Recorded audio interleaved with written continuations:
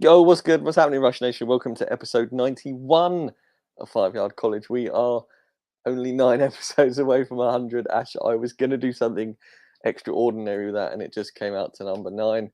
It's a new week. We didn't manage to get all of the AP stuff into last week, so here we are doing the top 10 and some Heisman contenders. There is, of course, some news, and there is me being wrong in that news, so we'll get to that in a little bit. But before we get to the news, Ash, how you doing, man? How was your weekend? Yeah, it was good. Yeah, just chilled out. Didn't really do a great deal. Watched the football on Sunday. What about you? You had a good weekend? I went to a 5-year-old's, excuse me, a 5-year-old's birthday party. So Oh, that wow. it was unlimited candy floss, unlimited slush puppies, a bouncy castle, and hot dogs. So it was bananas. All these toddlers, 5-year-olds and toddlers running around juiced up on all the sugar you can imagine. It was something. I'm not sure whether I'm looking forward to my own child's parties when he goes to school, but that's a couple of years yet. So I've got a couple of years to. You were out Sunday, great day. The beer was on full flow. I imagine the sun was out, and the Premier League had an exciting finish. Yeah, it did. Yeah. It was a sunny day, loads of beers, and the football wasn't half bad either. Very exciting. Well, you can't ask for more than that on a sunny Sunday for the. So, what does that mean for you football wise now? Is that you done pretty much soccer wise for the season, or is there still games? Yeah. You wanna... No, we're done. We're done now till we're going to go back in sort of late July, early August. Okay. So got a nice summer break now. Super. We Rush Nation, we've done no progress towards the 5-yard showdown. As you can imagine, Ash and I had a pretty busy weekend. So if you're watching the video, Ash has actually just got up out of his chair. So close the window. Don't want a harmonica incident from last week occurring. No, exactly. Yeah, so we will get to the 5-yard showdown. Obviously this show we had to push from last week, Ash. And as usual, there is more news. News has broken throughout the week. We'll get to Jordan Addison and me being wrong in a little bit, but we're going to start with the Pac-12, and they have announced that they'll be scrapping its 2-division format for the coming season. They will now match teams with the highest conference winning percentages in the title games after 11 seasons of matching winners from the North and the South. So the announcement came shortly after the NCAA Division I Council tossed out requirements that dictate how football conferences can determine a champion. So we might now see the best 2 teams from the Pac-12 fighting out for the championship as opposed to winners of the North and South. And it's going to be similar in the SEC, that there may be pods and stuff happening over there as well, Ash, coming in the future, right, as opposed to there being 2 sides. Yeah, I can imagine most will follow suit with this format now. The rule has been changed. Obviously, previously it was the NCAA rule that they had to have 2 divisional winners to be able to fight out the title. Now that's been scrapped. Yeah, I can imagine most are going to follow suit with this change, basically. Was it last week we talked about it, or did I hear somewhere else, Dash, that like of the last 11 seasons, only 5 of those or 8 of those have had teams that wouldn't have been in the top 2 had it been on record, or have I got that from somewhere else? You got that from somewhere else. Yeah, I think I saw when this news broke. I think it's 8 of the. And I think only 5 of the Pac-12 championship games have had the teams that were the top 2 in the records. So the other 6 games or something like that wouldn't have had the champions of each division had it been based on record. It would have been 2 from 1, I presume. Or yeah, okay, that makes sense. Yeah, and it's going to be good for the playoff rankings as well, I think, isn't it? Because then the better teams will have a better chance at getting into the playoff. I'm not sure. I can't remember exactly what it was off the top of my head. But the following on from that, the Mountain West Conference have done exactly the same thing as the Pac-12 has, and they've announced that they'll be eliminating the 2-division format from 2023. The conference announced on Friday that the 2 teams with the highest winning percentage will compete in the league championship game. So the Mountain West following the Pac-12, and the best 2 teams will be fighting for the belt.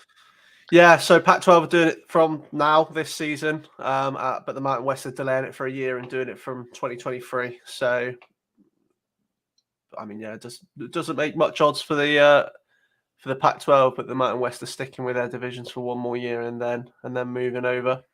Yeah, but let's do some. Go on. I was just going to say, I was just going to say, I can imagine most conferences are going to follow along with this now. The rule has changed. We've had the first 2 dominoes fall.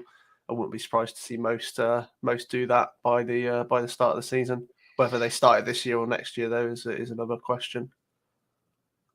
So we're going to have definitely, as always, going to Buckeye Corner now, and Ohio State head coach Ryan Day is expected to sign a new 2-year deal with the Buckeyes, Ash. It's pending approval from the school's board of trustees, but they're going to pay him a total of $9.5 million annually through till 2028. He previously made $7.6 million a year, and the new contract would move Day to tie with Michigan State's Mel Tucker as the highest paid coach in the Big Ten, and probably so it should be, considering he's the best team in the Big Ten. Yeah, I would say so. I think once Mel Tucker got his new contracts, that probably, and all the other contracts that have happened in the last couple of seasons, I can imagine Ryan Day was probably knocking on the door saying, "Where's mine?" Rightly so. Yep. As you say, they're arguably the best team in the Big Ten. Obviously, last year didn't work out that way. But yeah, I'm not surprised to see him get this sort of deal. And I think that will probably put him relatively high overall in terms of paid coaches. I think from memory, Lincoln Riley's deal at USC is over 10 mil. I can't remember exactly what it is, but he's been paying more than 10 mil. Brian Kelly's just under that. He's going to be around Brian Kelly, Nick Saban what level now in terms of contract. And that's 220. When's it? 2028? So he had a deal till 2026 with them, and this is now an extension, 2 extra years and an extra, what is it, 1.9 mil a year, something like that. Yeah, it's pocket change. Exactly. Yeah. And then finally, Ash, our last bit of news before we do dive into the top 10. Last week we talked about Jordan Addison, and now he'd gone into the portal. Mm-hmm.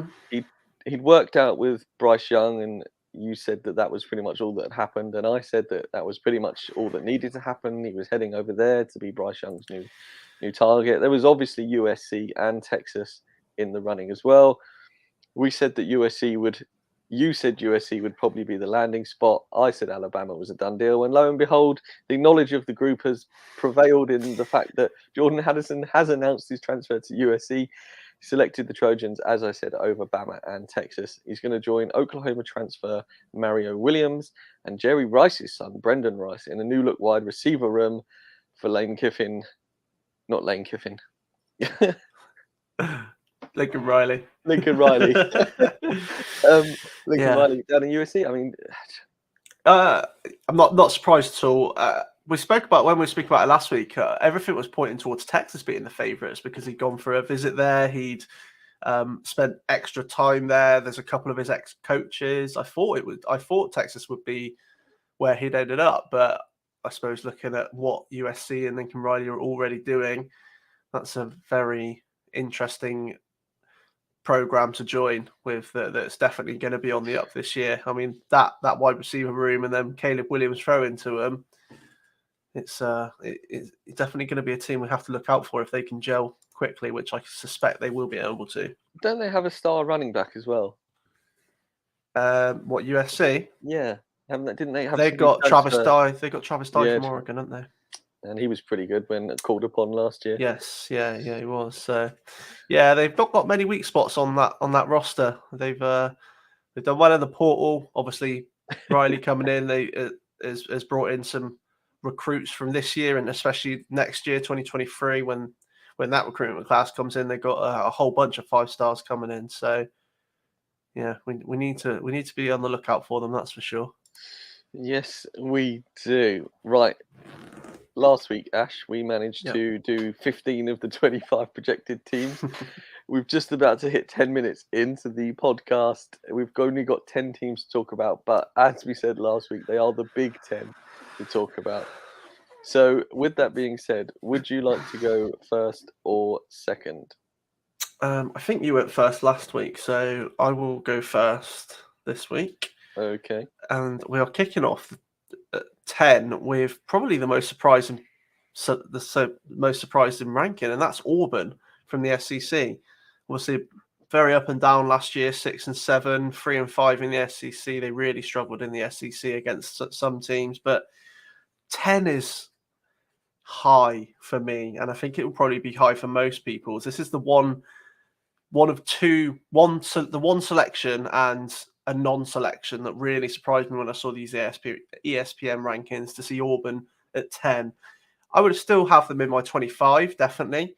I think they've got enough on that roster to warrant a top 25 ranking, but putting them in at 10 is incredibly high in my opinion. They've got Zach Calzada coming in from Texas A&M, the transfer. They've got TJ Finley, who is in his second year and impressed when he relieved Bo Nix last season. Tank Bigsby, obviously the running back, one of the top running backs in the class, but it's not a team that jumps out at you and you expect greatness from. Even at this early stage, in an SEC conference that's arguably the best and toughest conference in the country, I'm just really surprised to see them here. Yeah, I just was looking at their schedule. Yes, they do not have an easy schedule. I mean, even that out of conference, they've got San Jose State from the Mountain West, who are a tough team. They've shown the last couple of years that they are right up there with the other teams. And then Penn State week 3, one of the top teams in the Big Ten. Yeah. So they've got a horrible schedule, and they've got Western Kentucky, another out of conference game towards the end of the year. And they've shown last year how good they can be. Yes, obviously Western Kentucky lost Bailey Zapp, but there's no easy games there, barring their first game of the season against Mercer. They're in for a tough year. Yeah, and Brian Harson's gonna have a tough job living up to this expectation that at least ESPN are put on them. Yeah, I mean that they after the Penn State game, they then face Missouri, and then they face LSU, Georgia, Ole Miss, Arkansas, Mississippi. So in terms of their, as I said about their roster, like I've mentioned Bigsby and Calzada coming in. I think the line, the offensive line, is something that needs to be addressed. It struggled at times. That definitely needs improvement this year, and I think it's I think most of if not all of them, are returning. So from last year, so they really need to take a step up. They're a good defensive side. They've got Owen Poppe, who's arguably their best linebacker now that McLean's gone. I think he'll command that defense, and they're a good unit. There's no one really that stands out when you look at the Auburn defense and goes, yeah, he's a world beater. But they're a good solid unit, so I think they'll be fine on the defensive side. It's just the offensive side that is slightly concerning outside of Bigsby, and obviously remains to be seen from whichever quarterback starts, because Zach Calzada's not locked in as the starter here. TJ Finley could win the job. He's got the experience there.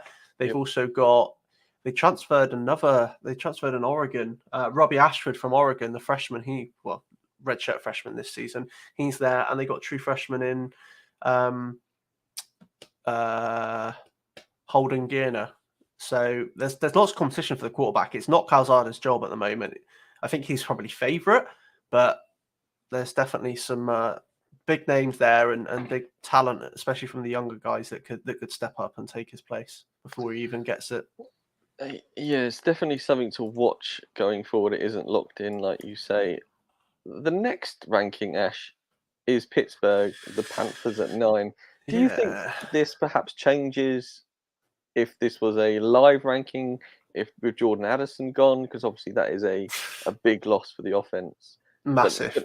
But not only that, they've obviously lost the Pittsburgh Steelers' new quarterback in Kenny Pickett. Yeah. Addison is a huge loss. Most definitely. I think obviously Pickett going is going to affect them. He ran this defense so well and hit alongside Addison was really the difference maker in them winning the ACC last year. But they have brought Keaton Slovis in from USC, who is a very capable quarterback. I'm not as concerned about Slovis being under center and replacing Pickett as I would have been if he hadn't gone there. Jordan Addison is a huge loss. They have got Jared Wayne, who has been Addison's number 2, who I think could step up and be their number 1. It's just what other weapons is there around them.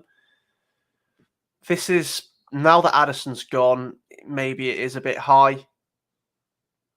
I mean, yeah, it's a difficult one. They've got a young defense that performed well at times last year, but a lot of their game revolved around Pickett and Addison because their run game wasn't great. Their run game is going to have to improve if they want to not only compete for the ACC again, but justify this top 10 ranking. Yeah, I was just going to say, we know Pitt of being a sort of defensive, run the ball kind of team. And last year was obviously very different with Kenny Pickett slinging the rock as much as he did. We don't really see such a swing in college football when a player isn't playing for the team, like Jordan Addison leaving, as we do perhaps in the NFL and winning percentage odds and stuff like that, because of how big the rosters are and, like you mentioned, people willing to step up. So I don't know whether Jordan Addison obviously is a huge loss, but is he as big a loss as perhaps the slide in the rankings may suggest? I don't know. It'll be interesting to see in a few months' time how they move and what happens with that regard. Yeah, I don't know. I think, of course, Addison is going to be a big loss for them, but they do have some capable, as I said, backups. Jared Wayne can step up as the one. They got Muntfield, the transfer. I can't remember where they picked him up from, but Kanate Muntfield is transferred in. So they've got capable wide receivers there. And as I say, I think Keelan Slovis, he will be able to replace what Pickett gave them last year, and I think he will do just as good a job because the offensive line is good there. It's a well-run offense with the offensive coordinator as well. As long as Slovis can pick up pick up the offense quickly, I'm not too concerned. I think I'd be surprised if they finish top 10 come the end of the year in the rankings. I think they'll still compete for the ACC. There's not a great deal of competition really in that conference at the moment, barring the big guys. So I would be very surprised to not see them there again come the end of the year. Fair enough. 8, we have Oklahoma Sooners from the Big 12. They finished 11-2 last year, 7-2 in the Big 12. Obviously, Lincoln Riley's gone, Caleb Williams and Spencer Rattler have gone. They got Brett Venables from Clemson, wasn't it? Is that? Yep. Yeah. So he obviously Brett Venables has come in. I like him as a head coach. I'm intrigued to see what he can do with this basically new look Oklahoma with everything they've lost. Obviously, Dylan Gabriel's transferred in from UFC. Where's Dylan Gabriel? Where did he come UCF. from? UCF, that's it, yeah. I love that pickup by them. I think he is a brilliant replacement for Rattler and Caleb Williams. I have absolutely no concerns about that. At UCF, he was quality. So no issues there for me at all. Obviously, yes, UCF's competition compared to what he's going to see in the Big 12 is a step up, but it still doesn't concern me. I think it's going to do him a world of good when he eventually leaves and enters the draft, because he was being highly rated at UCF. So now he's gone to Oklahoma. If he can impress this year and they can impress this year, that's going to do him a world of good. I think, obviously, wide receivers, absolutely fine. Marvin Mims, one of the best wide receivers in football at the moment. You've got Theo Weiss behind him. Drake Stoops is there as well. I'm not concerned on really any of the aspects of the offense because, yeah, there's no real concern there. They brought in who they brought in at running back from TCU. Is it TCU? Eric Gray. Where did Eric Gray come from? Is he from Tennessee? TCU? You might be right there. He came from. Yeah, they transferred in Eric Gray from Tennessee as well, who is a more than capable running back to replace Kennedy Brooks. He's like 3 times Mr. Tennessee, I think. Mr. Football Award in Tennessee. Yeah, I mean, as a high school football player. Offensively, despite what they've lost, the 2 quarterbacks, Michael Woods, Jaden Hasselwood, and Mario Williams, all the wide receivers have gone. I'm not that concerned about their offense. And to be honest, their defense is pretty. I mean, their defense struggled at times last year. That was one of the, barring obviously Spencer Rattler's struggles at the start of the year. Their defense was something that did struggle at times, in particular in their secondary. I think they've done these guys are going to be a year older now. I can't see a start like they had last year happening again.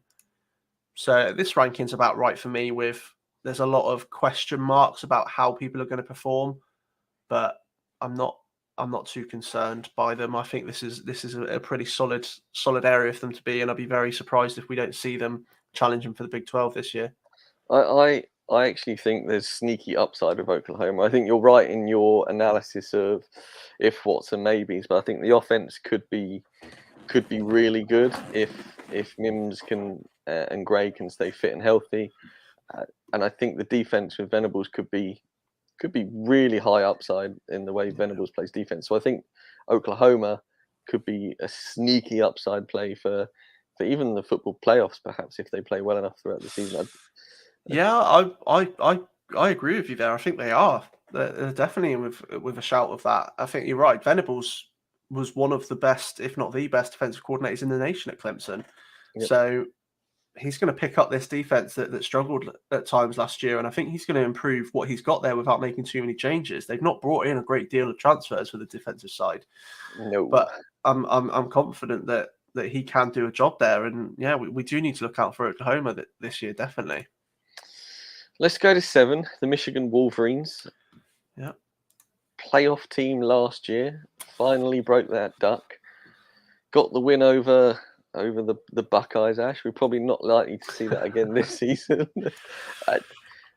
Obviously they finished 3rd last year, a 12-2 record. But what do we think of Michigan this year compared to Michigan last year? Obviously, it was a completely new look Michigan last year. Harbaugh did a great job in revamping the staff and the way he managed the sidelines and stuff like that. But yeah, I mean, he's had to do it again this year, though, hasn't he? With, exactly.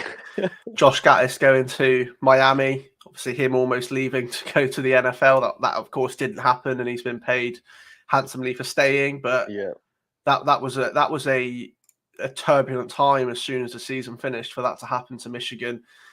The staff. Sorry, go on. I was carry on with the staff. What are you going to say? No, I was just going to say I think as you said, the replacements last year were a marked improvement on what we saw, and they've brought in. They've got co-offensive coordinators now, haven't they, to replace Gattis? They've got Moore from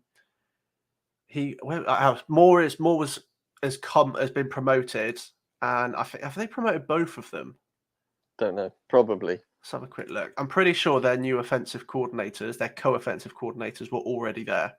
Yeah. So Sharon Moore, the tight ends, was the tight end coach, and Matt Weiss was the quarterbacks coach. So they've stepped in as new coordinators. They've also got a new defensive coordinator as well, Jesse Minter. So again, it's all changed. It's another year of change on the staffing side, and that's before we even speak about the actual players. I mean, Jesse Minter's got himself a serious challenge when you think you've got to replace Aiden Hutchinson and David Ajobo, and not only that, you're then replacing the safety Dax Milne. Dax Milne? Yeah. No, Daxton Hill. Daxton Hill, yeah. It just, when you look at the people, they could only return 3 defensive starters from the team that played so well on defense last year. Yeah. It's not only that, the 2 running backs have both gone as well. I just don't know how Michigan can be at 7 when you've got a team like Oklahoma at 8, which have a lot more pieces returning. Yeah. So with Venables, and then you've got Michigan. I think this is almost riding on the coattails of last year when, yes, all right, Cade McNamara and JJ McCarthy are both back at quarterbacks, but who else? Yeah. I mean, you say they've lost the running backs, but they've obviously kept Blake Corum and Donovan Edwards, who were solid last year. I'm a massive fan of Donovan Edwards. Obviously, stepping into his second year, I think he can take a massive step up. Yeah. I think you are right. There is maybe a bit of a lot more expectation from last year. The quarterback. Forgotten Ronnie Bell as well, obviously, with the injury he had last year. Yeah. He's back for his 5th year. He's taken the option to play his 5th year. That could be we could see as long as Bell rehabs from his ACL, he's one of the best receivers in college football, and that could be sneaky upside for their offense. Yeah, I think JJ on that offense as well. I think JJ McCarthy is going to be their starter. Cade McNamara has never really taken a step forward from what we've seen from him. He's more of a game manager. But JJ McCarthy came in last year as a 5-star recruit, and he didn't really get a lot of time.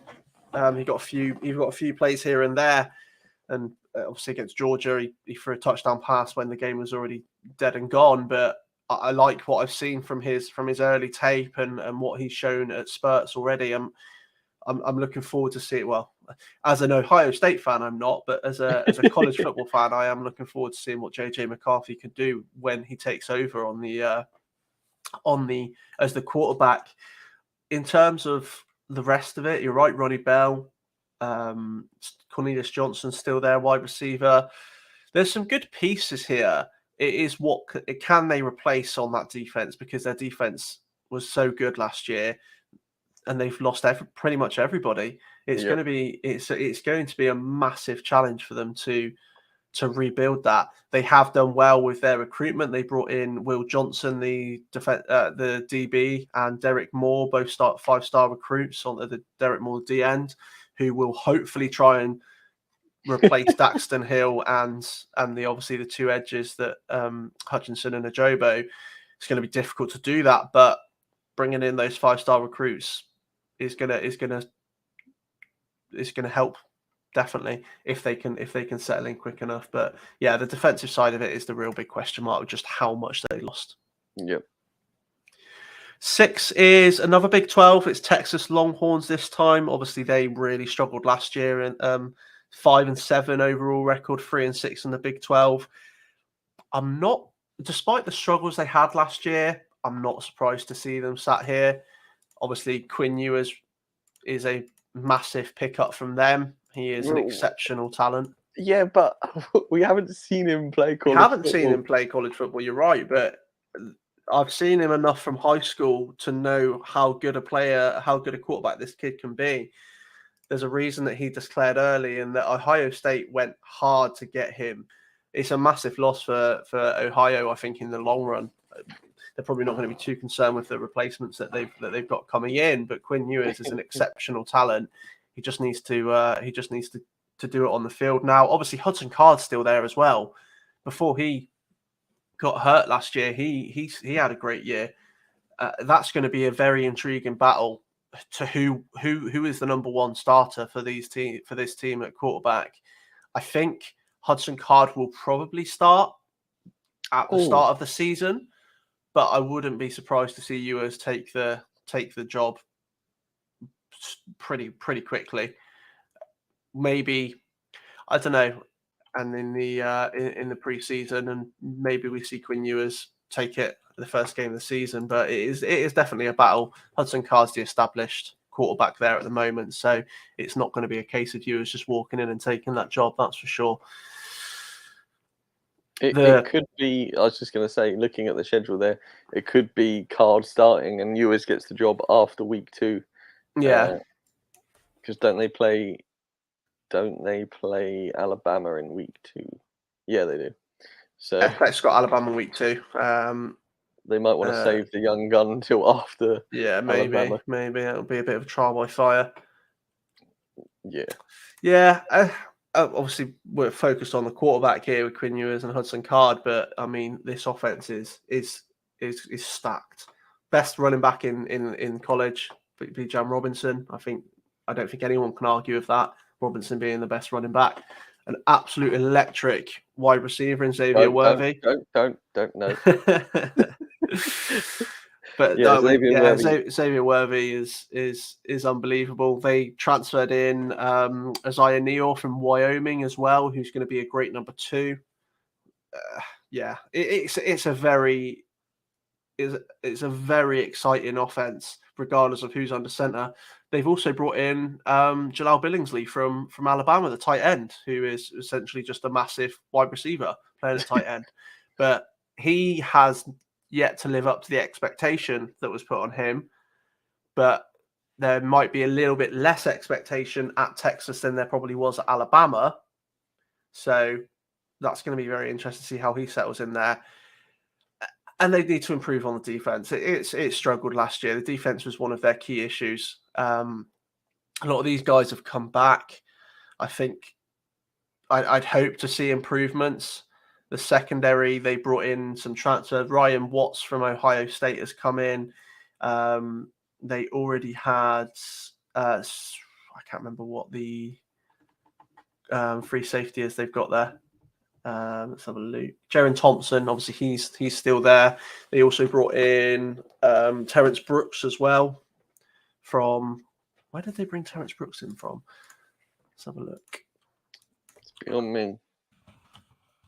I want to say Florida, but I can't help you out here. Sorry, no. Silly. No, sorry. They haven't brought in. I swear they brought in Terrence Brooks. I'm looking at the wrong one. Texas. There's a Terrence Brooks in Baltimore. That's why it's not showing me the right person. Okay. Yeah, that's not even the same game, Ash. No, I know. No, I know. Oh, sorry, he's a freshman. Sorry, yeah. So the freshman Terrence Brooks has come in. But they've got they have to improve on their defense if they want to compete in the Big 12. I'm more than happy with their offense. I think that's gonna be one of the best offenses in this conference. It's the defense that needs to take a step up this year. Absolutely. Right, we get to number 5, and it's one of the two teams coming over to Dublin, I think, for isn't it? It's Notre Dame. Yeah, Notre Dame, Northwestern is one of them. Yeah. Yeah. That. Do you think about that, Ash? Think about tickets to that game? Not Dublin, no. Well, if it was in, you've got to get a plane over there, and it's a lot of travel. If it was in the UK, probably. I'm in the middle of nowhere, remember? So to get into London takes like 4 hours. So I'll have to get up to. But you can fly to Dublin. I can fly from Bristol, yeah. Yeah. But that's still 2 hours from me.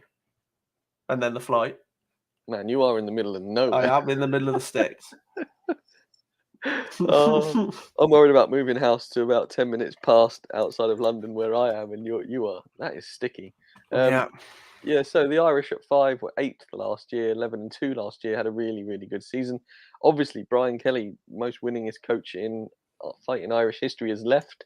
They replaced him with Marcus Freeman, who did very well at the game he stood in, knows the team very well. They've brought in some important coaching additions, look to get the most out of their skill positions, but they do face your Buckeyes week 1, Ash, and I don't know much more about the Fighting Irish from what's happened off-season. Why I know Chris Tyree, their running back, is currently injured and has not done a lot of spring training, so that's not good.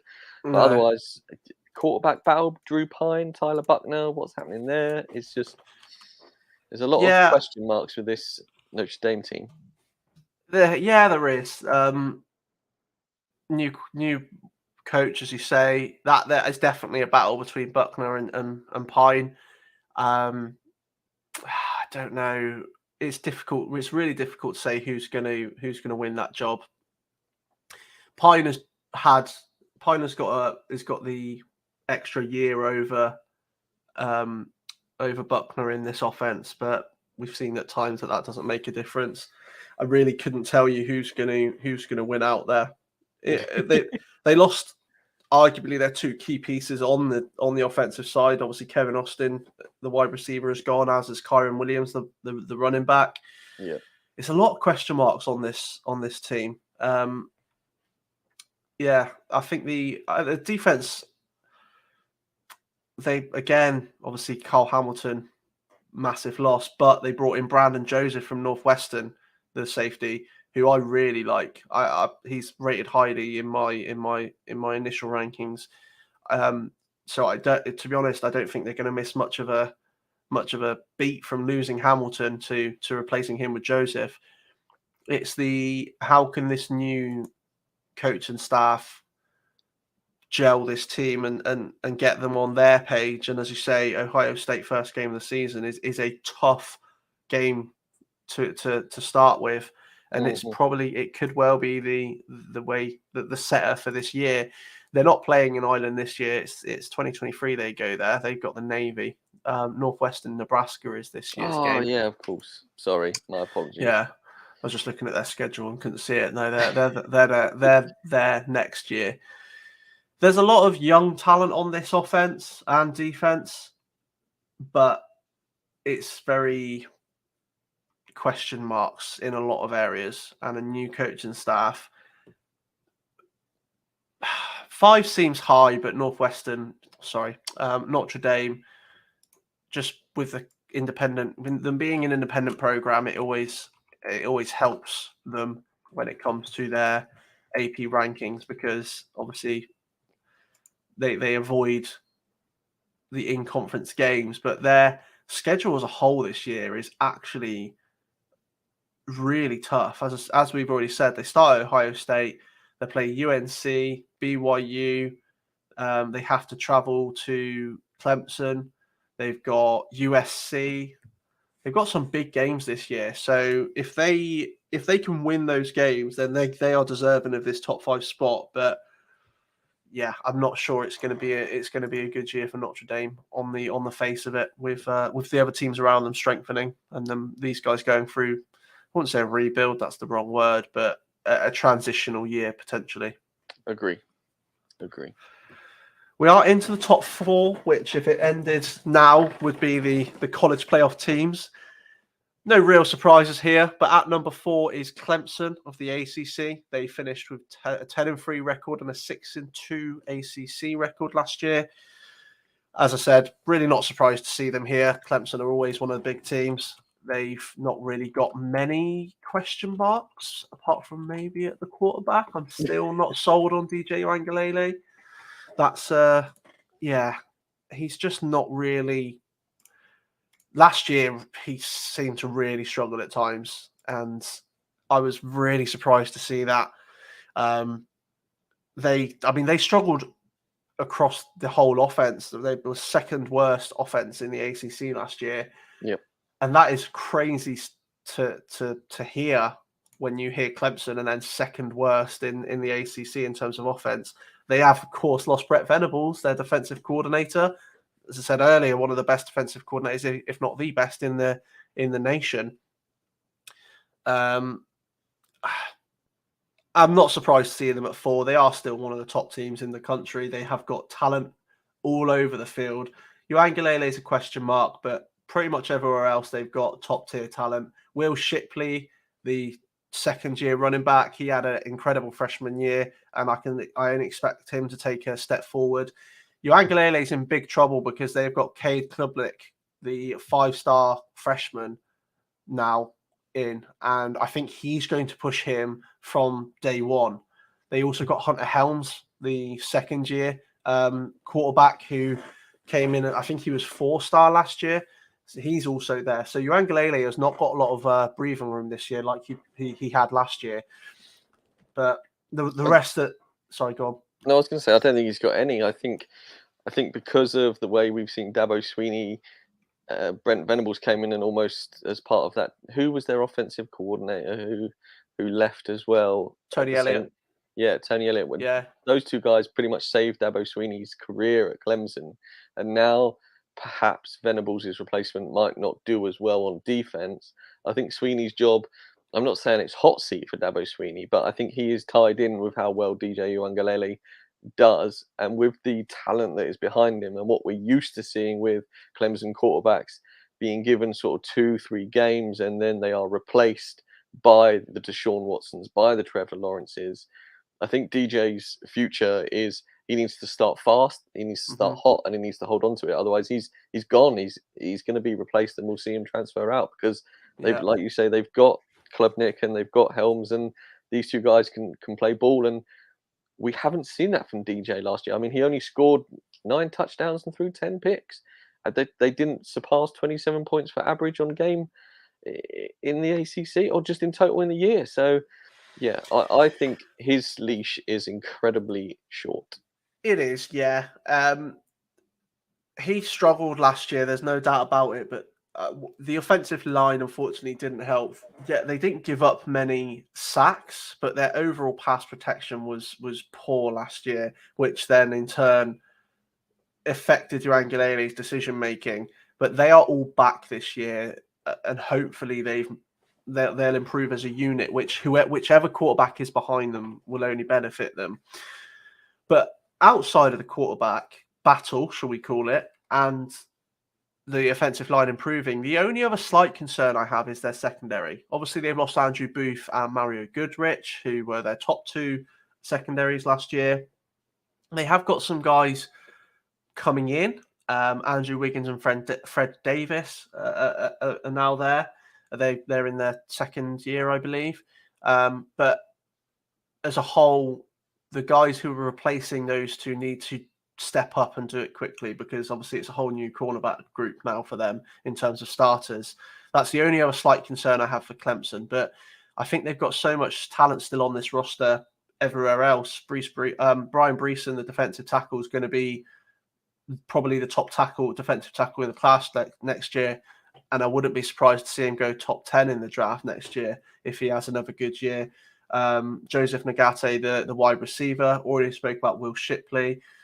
There's a lot of talent still on this roster, and I think this is about right for them at this stage.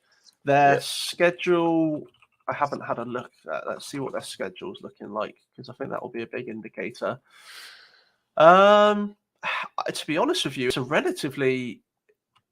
it's a pretty good schedule for them this year. Obviously, they've got the in-conference games, Wake Forest, South Carolina, Miami. Obviously, they've got Notre Dame, who we spoke about earlier with Notre Dame. There's not really any games here that you are really concerning, to be honest with you. So, well, it's very much the same schedule as the Clemson of old. I say Clemson of old. Like last year was an anomaly, really, for Clemson, and I would say so. We get into that point now. These top four teams, I guess maybe the top 10, but specifically these four teams we're going to be talking about. The way they recruit and the talent they bring in. Yes, they lose these star-studded names that we all know from the NFL draft and last season because they're seniors and we get to see them all, juniors or whatever. But it's the people that we don't know unless you are plugged into your recruiting and you know the 4s and 5 stars and the people that have replaced the players that have gone. It won't be until we get closer to the season and starting lineups are announced and games are underway that we really know who the replacements for those talent is. And it's because of the grind of the war machine of college football. There's names that we're going to talk about in 6 months' time that we haven't even mentioned now. So when you are one of the bigger teams, yes, you lose talent, but you replace it just as fast. Yeah, definitely. So Ash mentioned the Clemson Tigers at 4. At 3, we have Tom's beloved Georgia Bulldogs. They had a 14-1 record last year. Obviously ended up winning the Natty, beating Alabama in the second game they had there. Well, Georgia 3, Ash, before we get to, do you think that's fair, sliding 2 from last year? Or do you think it's a bit of a coin toss at the moment for the top 3 regardless? I would say yes, it is a coin toss, but they're probably also taking into account the changes at Georgia. Not only, obviously, they've only brought back 2 or 3 of their starters from that defense last year, and most of them were drafted in the first round this year. And obviously, they've also got new coordinators as well, I believe. Defensive coordinators, sorry. So that defense that was so good last year under Dan Lanning, not only have they pretty much lost everybody, they've also lost Dan Lanning as well, who's gone to Oregon. They've now got Will Muschamp and I can't remember the other guy's name, but again, they've got co-defensive coordinators, but they're going to have a job on their hands. But I think they're probably here at 3 because of those changes. Now, I'm still not concerned about this defense at all because the backups that they had last year and the players that haven't left from last year are equally as good and are replacing these guys with ease, in my opinion. Jalen Carter, the defensive tackle, was an all SEC last year, and obviously he's back, so he's going to command the front defensive line. Zion Logu and Tramal Walthour, the defensive tackle and defensive ends. Sorry, nose tackle and defensive end. They're gonna easily replace Devontae Wyatt and Trayvon Walker. So in terms of the players that are stepping in on that defense, despite the changes, the guys that were there as the backups last year and the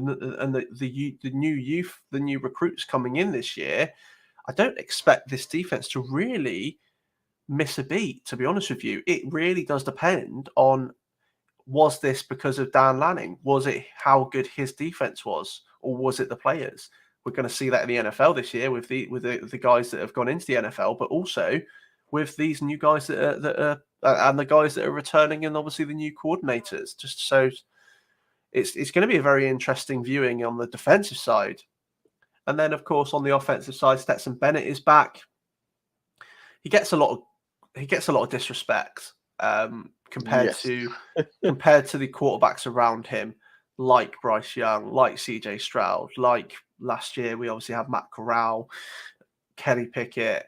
Stetson Bennett is viewed as a piece in this offense, and I don't think that's fair because yes, he's probably not the most talented when you have those guys that I've just listed off, but he has shown that he is a more than capable quarterback that led this team to the national title and that looked good, especially in the second half of the season and especially in that championship final game. He had an unbelievable game and he's still not getting the recognition. And he's got weapons there still this year that are gonna perform for him. And if not even better, they've obviously brought in Eric Gilbert from LSU, the tight end who went everywhere before deciding on Georgia. And they've got two tight ends. Brock Bowers there as well is an incredible tight end. So yes, that's a brilliant double up that they've got there on tight ends that probably are going to be their key contributors on the receiving side of things. And then they've got Kendall Milton, the transfer from Michigan at running back. So he's still got the weapons there, and there's still disrespect on him. I just don't get it. I think it's because Stetson Bennett is already penned in to be an accountant or some sort of structural engineer, and he's just people have branded him rightly or wrongly as not an NFL quarterback, and he is a college quarterback who happens to have found himself as a walk-on at Georgia and has successfully won a national championship under one of the best defenses ever, and Kirby Smart. And you're right, it's disrespect that we don't deserve to be seeing, and Stetson Bennett certainly doesn't deserve to be on the end of, but it's where we are in the world we live in, unfortunately. But yeah, I think the amount of players they've lost contributes to this ranking of 3, but it could well be the fact that the team was the making of Dan Lanning, perhaps, and Dan Lanning used what he had at his disposal. We could see the Georgia defense be exactly the same this year with their new defensive coordinators. So it's going to be an interesting one. Ash, I suppose not a twist of fate, you've managed to coup the Ohio State Buckeyes at 2. I know. I didn't even realize that was gonna play out that way. But yeah, Ohio State are currently at 2. Obviously, last year they were 11-2, finished 8-1 in the Big Ten, and I fully see why that they are currently sat at number 2, because in the grand scheme of things, they really haven't lost that much from last year, especially in particular on the offensive side of things. Yes, Chris Olave and Wilson's gone, but you've still got Smith and Jigba, Marvin Harrison, Julian Fleming. We've got the 4-star Carrion Grays coming in at wide receiver as well. We're not going to miss Olave and Wilson. We're not. CJ Stroud is obviously is there for another year. Trayvon Henderson, the freshman last year, he shown out as everybody expected him to do in his freshman year. He's only going to get better. This offense has absolutely no concerns, in my opinion. They've lost a few of the offensive line, but the backups there are probably I don't think are going to have much concern. I'm just I can see why this ranking is at 2. The defense as a whole has to improve from last year. That was the issue that we had. It just never really seemed to get going.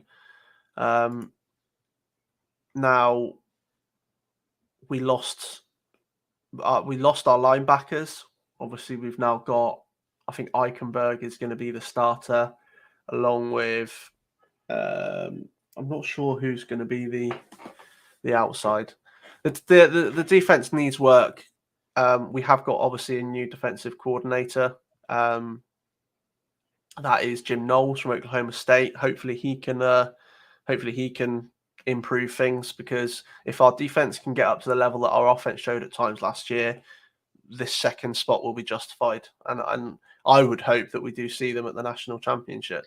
Well, if your defense can get up to the level of the offense, what equates to a 600-yard passing game on defense? Like, how many points is that giving up when you're equating to 600 yards passing on defense? Yeah.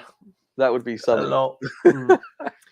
That would be something to watch. Ohio State put 600 on someone and give absolutely nothing up. That would be nice. Yeah. We'll see. Well, I mean, there's absolutely no chance of my team making the college football playoffs or winning the Natty. So I do hope, Ash, that your Buckeyes can go all the way next year. I think Jim Knowles is going to make a massive difference. Obviously, Oklahoma State were one of the best defenses last year in college football. Yep. Just having him there will hopefully improve this unit that we've got here. We've brought in some good freshmen. There are some good guys there. Zach Harrison, the linebacker, I think he can hopefully he can take a step up. Jack Sawyer, the 5-star recruit from last year, DJ Tualamalu, the defensive end, 5-star recruit. Both of those guys 5-star recruits from last year.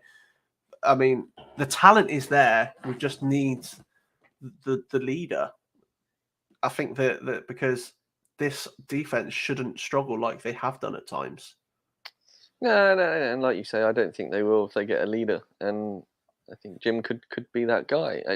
Talking of leaders, Ash, we move to number 1. Obviously, The only team we haven't mentioned so far is Alabama. Yeah, they have a leader in Nick Saban, who's been in the news this week with a little bit of hot water, talking about recruiting and buying players and stuff. But to me, and I talked to Tom about this a little bit. It's pretty much Alabama's days of being the big player in availability and what they can offer players coming in regards to facilities, training, staff. Listen, NIL's here now, and other teams can do exactly the same thing. So Saban's just throwing his toys out the pram because his unfair advantage has somewhat been quashed, is how I see it. But Alabama obviously lost to Georgia last year, 13-2 record, 7-1 in the SEC. They have a 79.3% chance to make the college football playoff, which is, it sounds like a big number, but I don't know how that looks in previous years, Ash. But that sounds that's about where they sounds fair. Are. Yeah, it sounds fair. When you look at what's coming back, 8 starters on defense, including possibly the best defensive footballer in college football, Will Anderson, leader in sacks and tackles for losses, Heisman winning quarterback, as we all know, Bryce Young. Alabama lose players, and then there just happens, like I mentioned, to be somebody just as good stepping in. Yeah. They bring in Eli Ricks from LSU at cornerback, Georgia's leading receiver, and Jermaine Burton, and Jamar Gibbs, Georgia Tech running back, transfers in as one of the best running backs in college football. So yeah, it's mental how they can replace. They pretty much replaced everything they needed to replace from what they lost. And the guys that they have there that are going to be taking the step up. I think offensive line, you can maybe look at as an area to, I would be concerned. But if you had to pick something out, offensive line, obviously they lost Evan Neal and Chris Owens, the starting tackles from last year. But I mean, the guys that are stepping in their place, JC Lapham was a 5-star recruit last year. They've got another 5-star freshman, I believe, Tyler Booker, who is an early enrollee who can probably push Lapham for that starting right tackle job from day one. Now that he's in a year early, and like you say, there is no real weak points here at all. Will Anderson is the best defensive player in football. He probably needs one of his linebacker colleagues to step up to somewhere near his level, because he does pull that linebacker group through a lot of games. Hopefully Henry Toto in his senior year can live up to the expectation that was on him early year. Now there was a lot of it, and he's performed Toto to a good level, but I think more was expected from him, and he just taken a little bit off of Will Anderson to just help him more than anything. But there's just really no weak points here. I mean, wide receiver, as you say, Georgia's top wide receiver, Jermaine Burton, has transferred over. They've got Ja'Cory Brooks. They've got JoJo Earl in his second year. Both Brooks and Earl are obviously in their second years. I mean, yes, they're young and unproven, and there is no John Mechie, there's no Jameson Williams, there's no Slade Bolden, but these 3 new guys are just going to step in like nothing happened with Bryce Young throwing them the ball. It's an unbelievable unit, as Alabama is every year. Jamar Gibbs is, again, one of the top running backs in college, and he's now on one of the best rosters in college, so that's only going to help him. It's just, they're here for a reason, and no one can really argue with that, even after what Georgia did last year. I think Alabama at the moment are number one, and they're number one for a reason. Yep. I think it is a coin toss between the top 3, as I mentioned, but I think more often than not that coin lands on Alabama at the moment, and we'll have to see what happens when the pigskin is finally let loose again. Well, let's have a look at, because we haven't looked at the schedule for Alabama or Ohio State. So I seem to think Alabama's schedule is pretty cupcakey. So we'll do Ohio State as the second first. Obviously, we mentioned earlier they face Week 1 Notre Dame. That's a huge game. It's another year where we've got a massive game to start, which can dictate how our season goes. Obviously, Oregon last year, which we ended up losing. So we start with Ohio State. We've got out of state against Arkansas State. Barring that, obviously it's all in-state the Big Ten. So none of those are easy games. All of our 3 out-of-state games, out-of-conference games, are the first 3 games of this season, which is Toledo, Arkansas State, and Notre Dame. So obviously the Big Ten is always going to be a challenge. But Alabama's, you're probably right there. They start at Utah State, Texas, which we spoke about earlier, LA, Monroe, and then obviously it's the SEC games: Vanderbilt, Arkansas, Texas A&M, Tennessee. I mean, it's not cupcakes. Maybe it's not cupcake. No, they got Austin Peay near the end as well. They're fortunate that they're at home for most of the big ones. Yeah. No real concerns there, let's be honest. No. So that was it. That was the top 10, ladies and gentlemen, and we managed to squeeze it in. Although Ash, quite rightly so, after the podcast last week, you asked me to try and think of a team that had been completely neglected from the top 25, and I couldn't think of it until you told me, and then I just wanted to slap myself repeatedly because how did I miss that? Well, Ash, who's missing from this list, and why are they missing? Yeah, so USC are not in ESPN's initial top 25. Now, that's not saying that they're not in anybody's, because they are in other people's, and they are quite high in some people's. I couldn't believe that they weren't in this, and to be honest, that they weren't in the top 10. I think, yes, it's a new head coach. It's a very changed team, but come on. I think... Do we think that this article on ESPN has been written for some time? Somebody's made slight adjustments until published. Has been published, and then somebody said, "Hey, John, what about USC?" Yeah, maybe. But yeah, it's crazy. I mean, for me, USC jumped straight into the top 10, to be honest with you, I would have them. I'd be hard pressed not to put them above anybody outside of the top 4. I would quite comfortably put them in at 5, just on face value, just on what they brought in. Lincoln Riley as their head coach, what they already had there.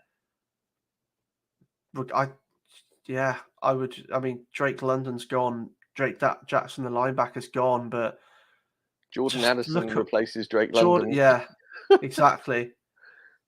And then you've got Caleb Williams, Travis Dye, who we spoke about earlier. Goes on and on and on and on. They're 5 for me. If I was doing my own rankings, they're 100%, and they're pushing Clemson. It's just the unknown at the moment that would keep me from putting them in the top 4. I think the top 3 is set at the moment, regardless of what order you want to put them in. Alabama, Ohio State, and Georgia are the top 3, and then there's maybe a few teams behind them that you can argue for that 4th spot. But USC are 100% in there. I couldn't believe when they weren't in there. That's another reason why I picked it as well. Obviously, the fact it's ESPN, it's one of the big networks and the big dogs in the game, and the fact that USC went in there, I thought we had to get it. Come on, ESPN, what are you doing? Right, Ash, we are going to be covering some of the best players in college football in the coming week or two. Yeah. There's Heisman favourites. The odds are out. Where are these odds from, Ash? These are from the MGM. So the main, okay. I looked at 4 or 5 of the biggest American betting places, and this is sort of this is whereabouts most of them are. The only real changes are once you get to the guys that are 30 plus. The top 4 are the top 3 in particular are pretty much, this is what their current odds are. It's always a quarterback battle, as we well know. It's very rare does a skill position win this. We're going to be talking about these players in great depth in the coming weeks, Ash. But we're going to do how many here? 1, 2, 3, 4, 5, 16. 6.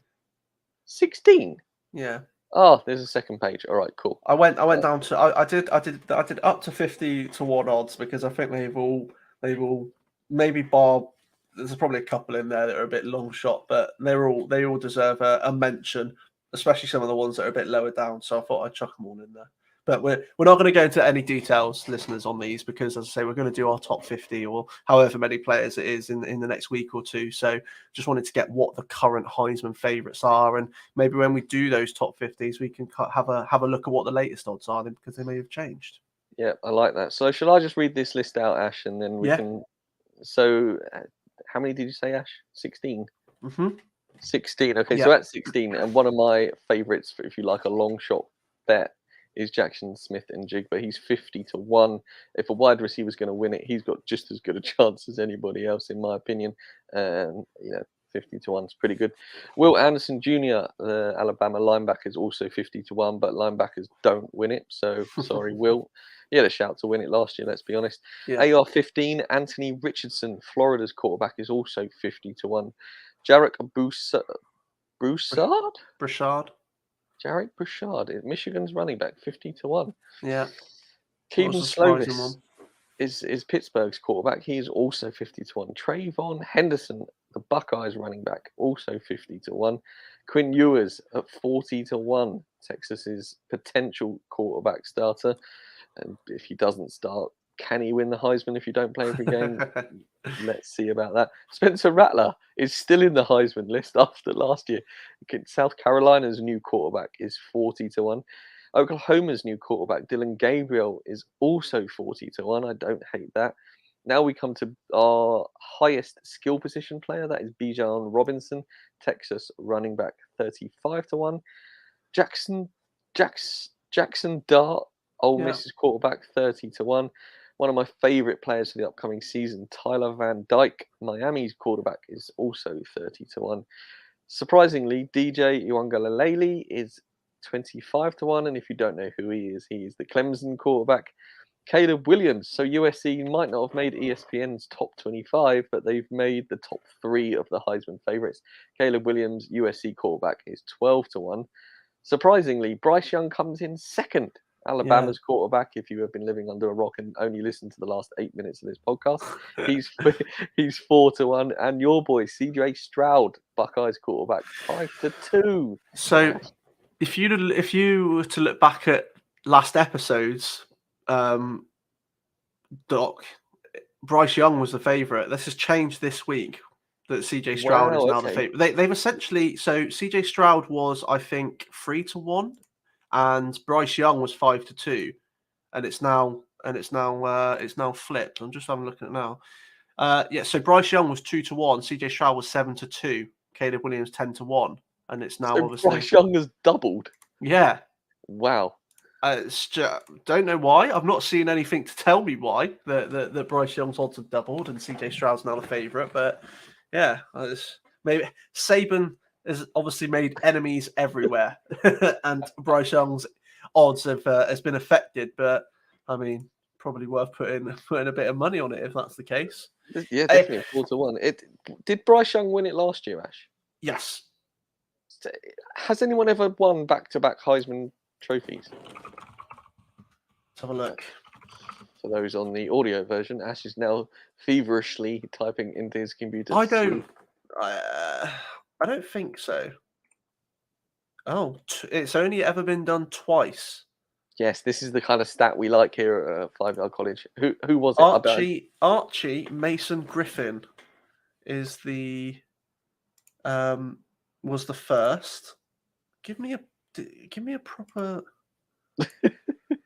It's like I've seen it's him, but now he was Ohio State running back 1974 and 1977, and he is the first and to date only player to take home a Heisman back to back.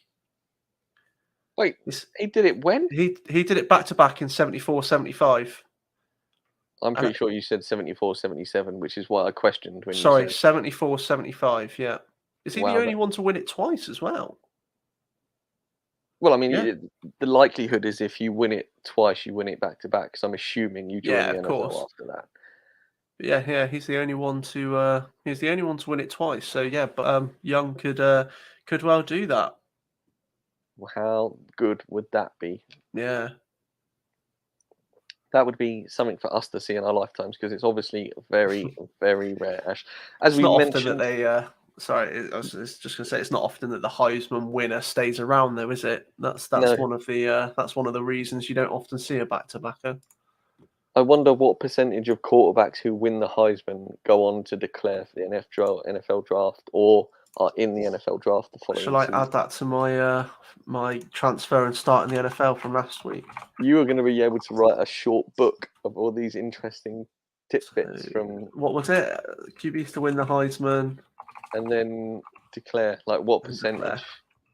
That's an interesting. Cool. All right. If you are a regular listener of 5 Yard College, you will know that past the hour mark, Ash and I start to talk about nonsense when it gets to the end of the podcast. And that's when we know it's time to wrap up. Yeah, we are blessed this week. Rob has been feverishly working away in the video editing suite and has provided us with a little outro video, Ash, so I will be playing that at the end of the podcast. Lovely. If you are new to listening, welcome to 5 Yard College. We appreciate you, and if you're watching, don't forget to hit the like, subscribe and bell button so you know when Ash and I are pinging up on your broadcast devices, whether you be streaming us to your 55-inch tellies or watching us on your commute home. We thank you from the bottom of our hearts because without you we couldn't be doing this, right, my man? Yes, yeah, it is all down to you guys, and we enjoy it, and we're glad that you guys enjoy it and let us carry on doing this. Exactly that. So Ash, enjoy the. What are we doing? Tell you what, I'll talk to you about that later on. Enjoy the rest of your week, my man. Rush Nation. Don't forget to head over to the website. There's articles dropping at a ferocious rate over there right now. There's writers from the four corners of the universe, it appears. So. Content is absolutely flying out. The Dynasty ranks, I know this isn't a fantasy pod, but the Dynasty ranks will be coming out very, very soon once WordPress sorts its life out. But until then, Rush Nation, Saturdays of a rushing 2.